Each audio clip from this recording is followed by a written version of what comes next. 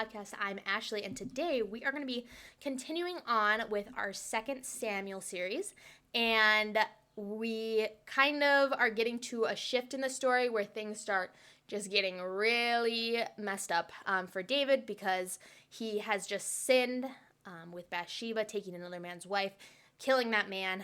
His son dies, and basically God's like, I forgive you, but there's going to be massive, massive consequences.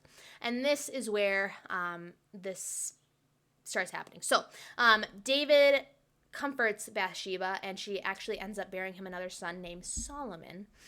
Some time passes, and this is where things start getting pretty bad.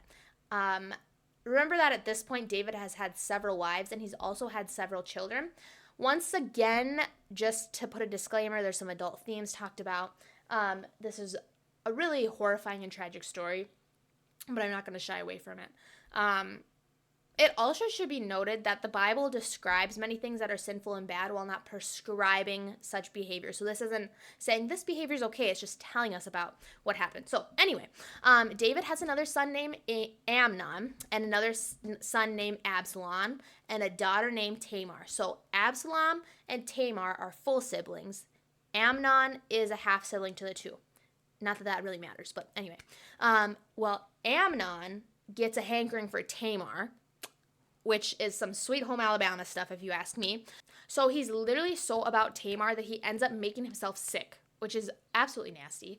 And when Amnon's friends, Jonadab, sees Amnon, Amnon's pretty disheveled because he so has the hots for his sister, I guess. Jonadab is like, dude, what's going on? And Amnon spills the beans to him. The Bible describes Jonadab as a shrewd man, so not a very good guy. And like a total normal person, Jonadab tells Amnon he should fake an illness, ask for his sister to make him some food, and eat it from her hands. How sick, nasty is that? So, like a Dumbo in the head, Amnon's like, that's such a good idea, dude. Like, what? You are so brilliant. He does exactly this. So David comes to see him, and he's like, why are you're like so sick? Like, what's going on? And Amnon's like, oh yeah, I'm literally so sick. He asks for Tamar, and suspecting nothing, David tells Tamar to visit her poor sick brother and make him some food. She does this, but he wouldn't eat it. He orders every single person out of the room, then grabs her, ordering her to sleep with him. As a rational person would, she's like, please no, what the heck is wrong with you? This is so messed up, you creep. And she's scared out of her mind. She tells her brother that the king David would surely give her over to him in marriage if he would just let her go. Like, she's trying to rationalize the situation. Like, please don't harm me. I'm sure our literal dad would give me over to marriage. He doesn't like this answer, and he ends up raping her, his sister. Now, in this time, a woman's virginity was very highly prized. If a woman had sex before she was married, this would basically disgrace her. After this heinous crime is done, the Bible says that Amnon hated her more than he loved her in the beginning, and he sent her away. She said that sending her away would be worse than what had just happened because of this context. We know that virginity is highly prized. He just wouldn't hear her out and called for his servants to remove her and bolted her out of the room. So first he has the hots for her. He violates her and rapes her. And then when he's done, he's like, oh, I actually don't like you. Get out of my room. I'm bolting it shut. So Tamar goes out and weeps, putting ashes on her head and tearing her robe that virgins wore. Absalom sees this and is like, dude, what happened? When he finds out, he tells her not to take this thing to heart. Oh, no big deal. Like, for real, he tells her not to take this to heart. Anyway, she ends up living with Absalom for her whole life and is a desolate woman, meaning she's never married and never has children because this happened to her and she's so scarred for life. Absalom never says anything about it to Amnon, but it says that Absalom hated Amnon for what he had done. David catches wind of all of this that's just happened, and he is very upset for obvious reasons. 2 years pass, and basically there's a kind of gathering that happens where all the king's sons are in the same place. Absalom hatches a plan to kill Amnon because of what he's did. This plan is carried out, and Amnon is killed. Well, word reaches David while he's on the way to the gathering, so he weeps and tears his clothes. But the information told to him is actually incorrect. The person telling him what has happened, he says that all his sons are killed. Not just this one son, but all of them. Another guy finally ends up clearing things up that it was only Amnon that was dead, and he's dead because what he did to Tamar. So Absalom is like kind of scared though about his dad finding out, and so he flees, and David meets his other sons. Basically, it's a cry fest, and the Bible says David yearns for his son Absalom, but he's fleeing away because of what he did. So time passes, and another plan is hatched to bring Absalom back to the land. Basically, this is so stupid. A woman pretends to be mourning for a son who was killed by another, and blah blah blah. This leads to Absalom coming home. However, David says he does not want to see Absalom face to face. So that's what happens. He doesn't see Absalom for a while. Funny enough, the Bible basically describes Absalom as an absolute smoke show. He is without blemish and has rocking hair. And it's basically like his hair gets so heavy because it's so luscious that he cuts it off and it weighs about 5 pounds. So anyway, Absalom has several daughters, and he names one Tamar after his sister. And after a while, David and Absalom reunite, and all is well for a while. Until it isn't. And so Absalom ends up kind of gaining some power in the land, and people come to really like him. He ends up hatching a plan to overthrow David. So here we are. David loves his son. Absalom and him are good. And then Absalom's like, oh, I have some power now. Why don't I just overthrow my dad? So David flees with his household and whatever, and he's crying and he's mourning and he's wallowing. Arguably so. I mean, his son, whom he loved, was trying to overthrow him. He ends up making it a ways and encounters a man from Saul's tribe who starts just cursing David out and throwing stones at him and his gang, which I think is like, it's not funny, but it's like this guy's just so mad at David for what's gone on with Saul and whatever. The guy's just mad and is just hurling insults left and right. His officials are like, are you just gonna like let this guy curse you out? Like, what are you doing? And David's like, what does it matter? My own son is trying to kill me. This is like far from the worst thing that's happening, so like just let it happen. So he just lets this guy keep following them, hurling insults and literally throwing stones and kicking dirt at people and whatever. So I just think that's so funny. Anyways, I'm really going to summarize this next part, but you can read it for yourself in 2 Samuel 17 through 18. Basically, Absalom ends up going after David, and he leads a military campaign against him of the sorts. However, Absalom ends up getting stuck in a tree by his head because of his luscious locks. I kind of assume it was because of his luscious locks. It doesn't actually really say, but he was riding on his mule and gets stuck in a tree. He ends up getting speared while he's on the tree and dies. So David loses yet another son.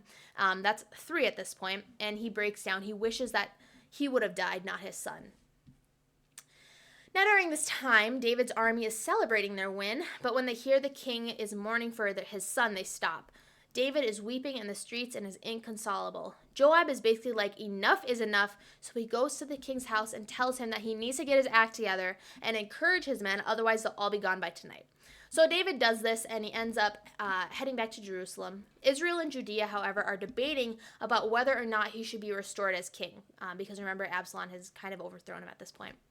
Israel was the upper part of the kingdom, and Judah was the lower part, I think anyway.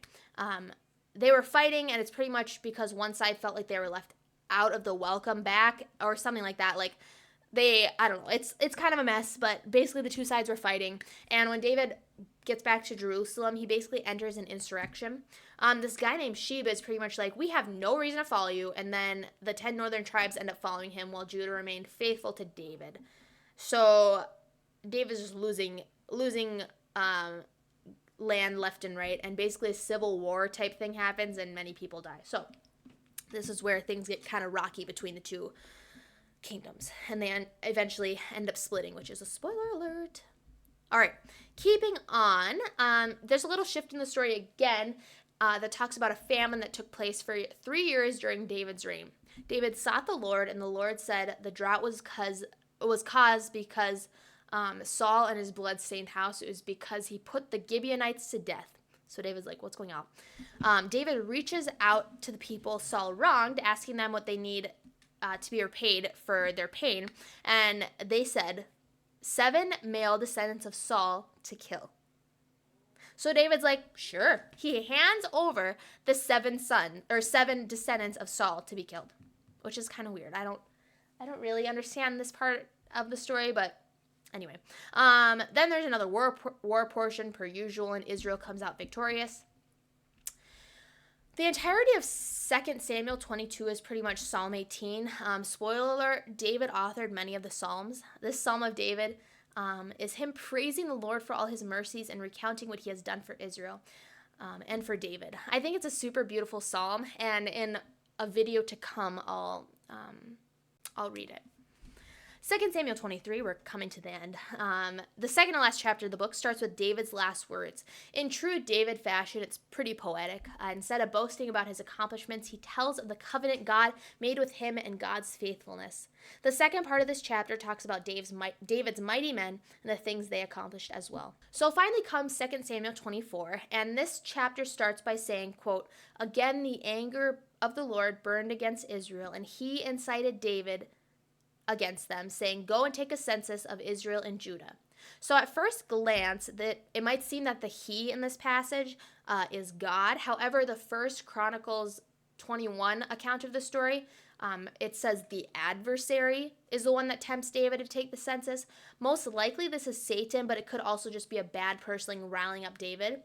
So David's motive was either to make himself feel almighty and powerful about the size of his army, or it was one of distrust of what God said he would do. So God's pretty ticked off because, again, David is being stupid in the head, and God gives him 3 punishments to choose from. Okay.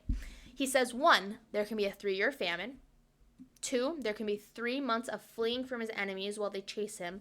Or 3, a 3-day plague throughout the land.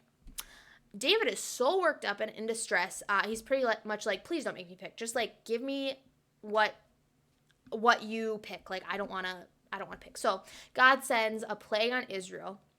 And the Bible says an angel of the Lord is just laying out the plague, and people are dying left and right. And God is so grieved that he tells the angel to stop.